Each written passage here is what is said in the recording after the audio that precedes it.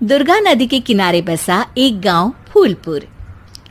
गांव में कुछ 100-150 लोग रहते थे। अंजलि, जो कि पास ही के जिले में रहती थी और 12वीं पास कर चुकी थी, उसके पिताजी ने बेटी को जल्दी विदा करने के लिए उसकी शादी फूलपुर गांव के मुकेश से करवा दी थी। मुकेश कभी स्कूल नहीं गया था और इस कारण वो पढ़ा लिखा नहीं था और बाकी गांव वालों की हालत भी मुकेश जैसी ही थी। मुकेश के घर में उसके माता पिता भी रहते थे। सासू माँ, मैं बाहर मंदिर तक जा रही हूँ, आधे घंटे में आ जाऊंगी। अरे अभी कहीं जाने की जरूरत नहीं है, चुपचाप जाके रसोई में रात के खाने की तैयारी करो। और ये घूंघट क्यों हटा लिया है तुमने? क्या पता नहीं कि इस गांव में औरतें बिना घूंघट के नहीं रहती? रात में अंजलि छत पर जाकर अपनी मम्मी से बात कर रही होती है। तभी गांव की 3-4 औरतें उसे देख लेती है और दरवाजे पर आकर उसकी सास से शिकायत करने लगती है। और क्या हुआ? अरे छत पे तो देखो, आपकी बहू मटक मटक के किसी से फोन पर बात कर रही है। दिन भर फोन पे लगी रहती है। अरे कल तो मंदिर के पास वो क्या कहते हैं, सेल्फी ले रही थी। शहर की बहू रखना अच्छा शान की बात है, पर देखना इसके लक्षण से ये तो तुम्हारे परिवार को बदनाम ना कर दे। ये पहली बार नहीं था जब सास से गांव के लोगों ने अंजलि की बुराई या शिकायत नहीं की हो। अब तो ये रोज की बात थी। अंजलि ये सब सुन लेती है। जब वो नीचे जाती है तो मुकेश भी वहां आ जाता है। सास कहती है, बेटा, लोग घर आकर शिकायत करने लगे हैं बहू के कामों की।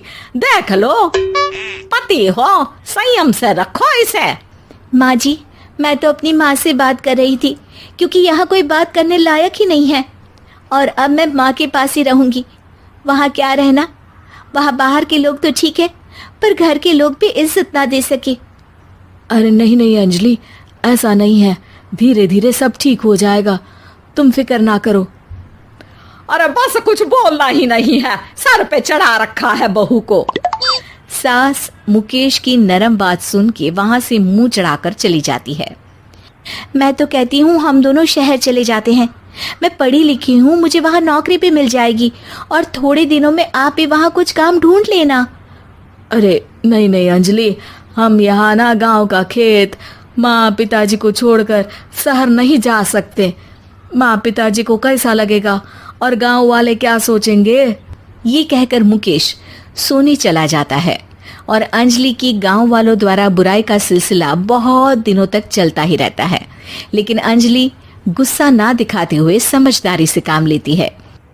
बारिश का मौसम चालू हो जाता है। जोरदार बारिश से पूरे गांव में हाहाकार मच जाता है।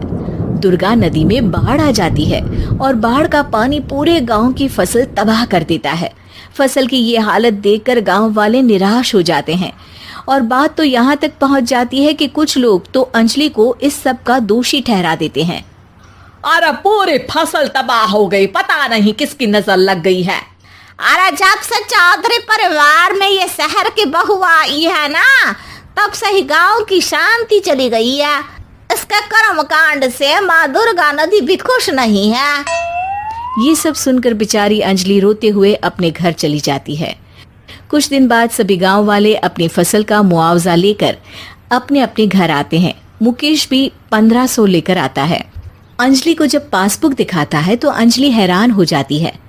अरे, ये पासबुक में तो उन्होंने 4000 की एंट्री करी है और आपको सिर्फ 1500 दिए। सच में? अरे, वो सरकारी अफसर आपको बेवकूफ बना रहे हैं। सरकार की तरफ से हमें 4000 मिले हैं, लेकिन बाकी का सारा पैसा खुद ही खा रहे हैं। आप लोग के अनपढ़ होने का फायदा उठा रहे हैं। ये सब सुनकर मुकेश परेशान हो जाता है, लेकिन अंजलि उसे हिम्मत से काम लेने को कहती है और सुबह होते ही मुकेश को पंचायत कार्यालय ले जाती है और साथ में गांव के और लोगों को भी।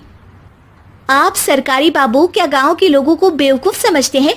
आपको क्या लगता है ये पढ़े लिखे नहीं है तो आप कुछ भी मनमानी करेंगे?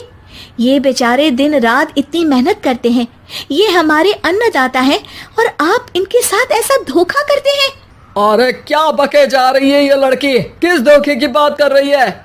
अपने कांड करके नदी माँ को नाराज करके हमारा नुकसान करके इसे चैन नहीं मिला क्या? सरपंच जी, इन सरकारी बाबू ने मुझे बेवकूफ बनाया है और मेरे हिस्से के पैसे खुद चट कर गए। बस ये सुनते ही सरपंच वहां से दुम दबाकर भाग जाता है।